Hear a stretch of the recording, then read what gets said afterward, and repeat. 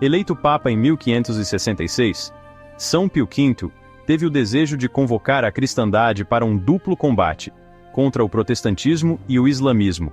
Contra este último convidou os príncipes católicos para formar uma aliança, porém, todos, envolvidos em seus próprios problemas, não atenderam ao convite.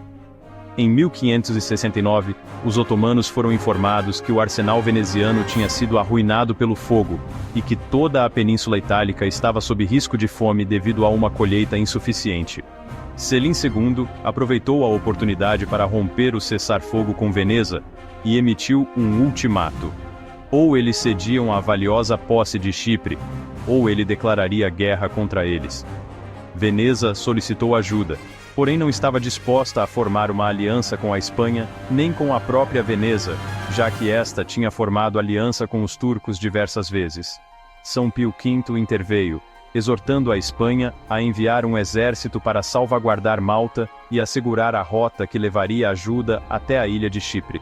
Felipe II acatou e enviou seus emissários, onde Sua Santidade designou Marco Antônio Colonna para ser o comandante da Armada Pontifícia.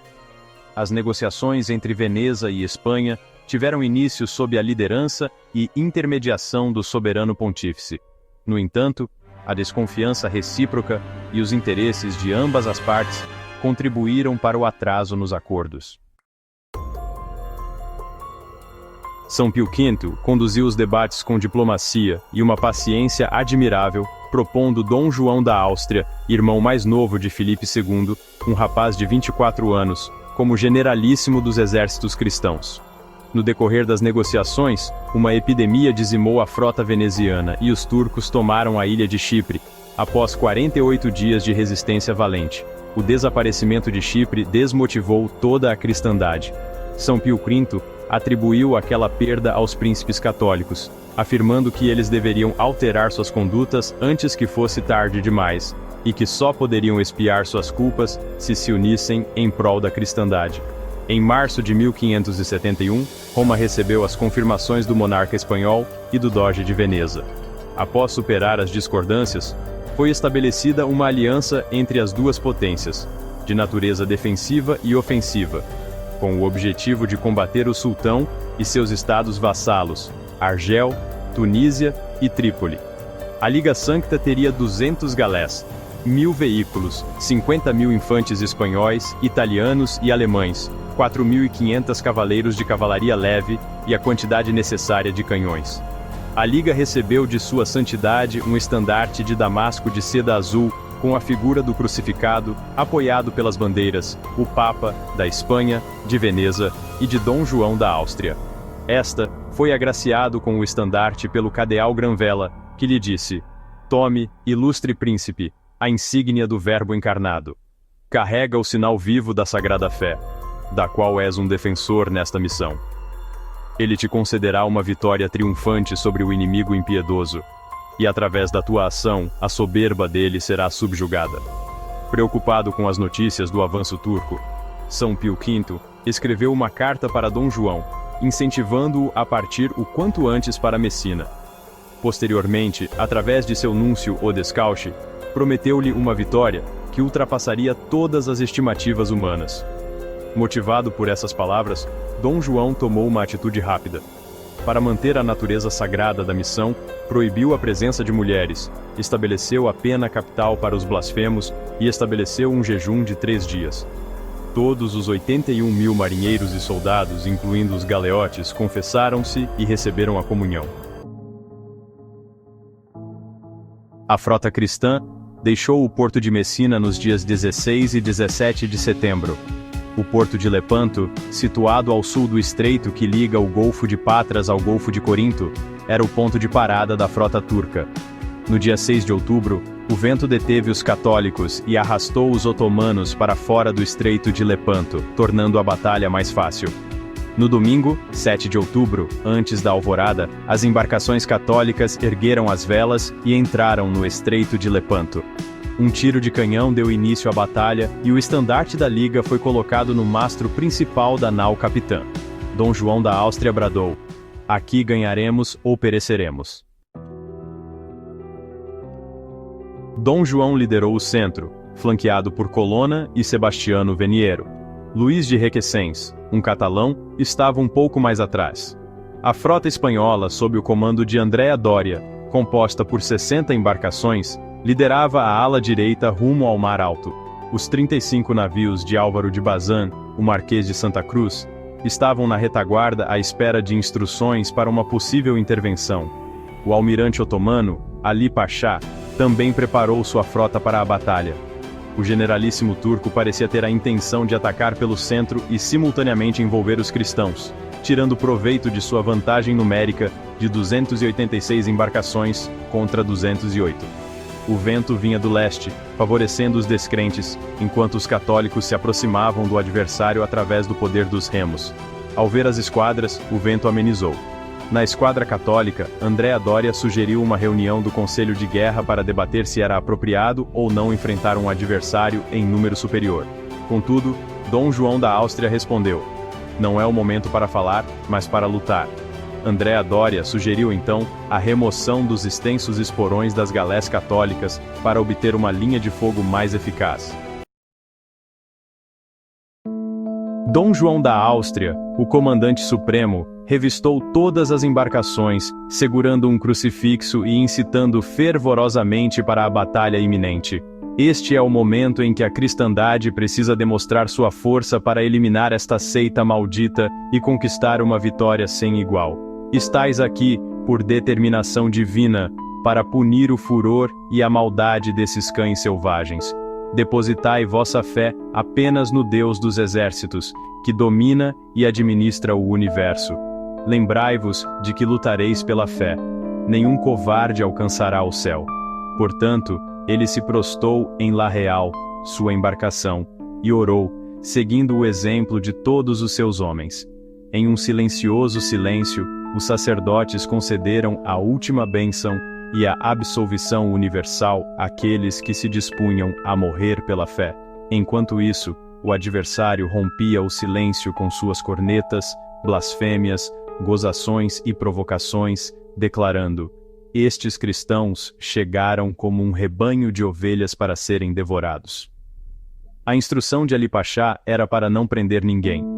Ali Pasha disparou um tiro de canhão para convocar os cristãos para a batalha. Dom João concordou com o desafio, reagindo com outro disparo de canhão.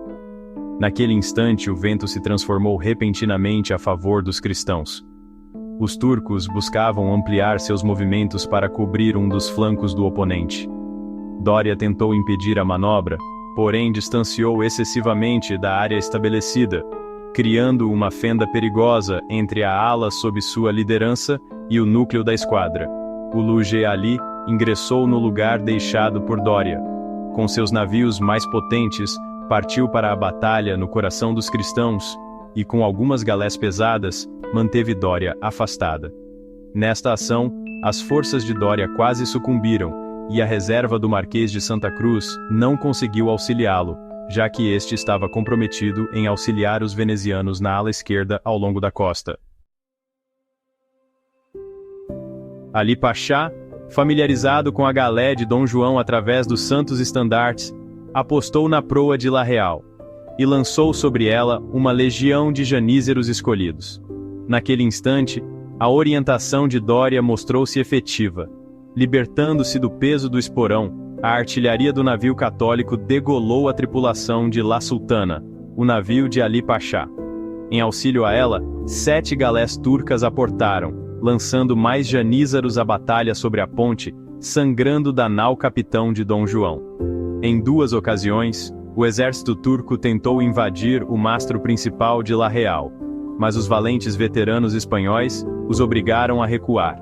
Os galeotes, equipados com espadas, deixavam os remos de lado quando aconteciam abordagens e lutavam ferozmente contra os turcos. No entanto, a situação se agravava. Dom João tinha apenas 2 barcos de reserva. Sua força militar havia sofrido várias baixas, e ele próprio apresentava uma lesão em um dos pés.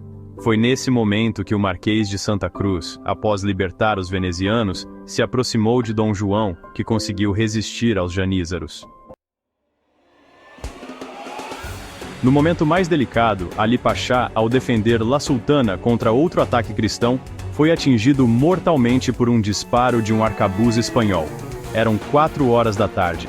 A cabeça do generalíssimo dos infiéis foi arrastada até os pés de Dom João por um soldado espanhol, que, sob a ordem de Dom João, foi cortada e colocada na ponta de uma lança para que todos pudessem ver.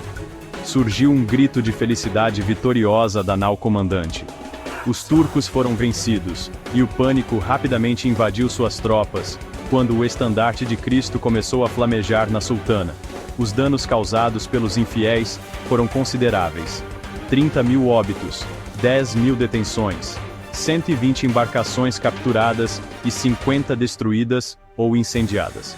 Várias bandeiras e grande parte da artilharia foram capturadas.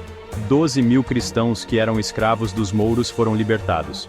O restante da frota adversária se retirou, enquanto as trombetas católicas anunciavam ao mundo a vitória da Liga Sancta na mais importante batalha naval já documentada. Posteriormente, descobriu-se que, durante a batalha, os soldados muçulmanos avistaram sobre os mastros principais da esquadra católica uma senhora que os aterrorizava com sua aparência majestosa e intimidadora. Em Roma, o Papa fazia jejum e intensificava as suas preces pela vitória, exortando cardeais, monges e devotos a seguirem o exemplo, confiando na efetividade do rosário. No dia 7 de outubro, ao trabalhar com o seu tesoureiro Donato Cesi, o Papa repentinamente abandonou a conversa, abriu a janela e entrou em êxtase. Voltando-se para o seu tesoureiro, afirmou: "Ide com Deus. Agora não é o momento para negócios, mas para agradecer a Jesus Cristo, pois nossa frota acabou de triunfar." E dirigiu-se à sua capela.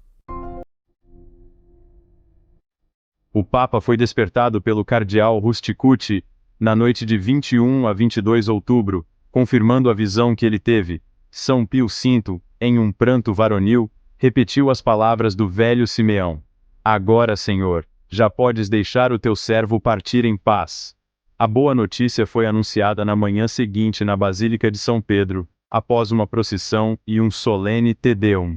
Desde aquele momento, o dia 7 de outubro passou a ser dedicado a Nossa Senhora das Vitórias, posteriormente ao Santo Rosário, e à invocação Auxilium Christianorum, que significa Auxílio dos Cristãos, foi incorporada à ladainha lauretana.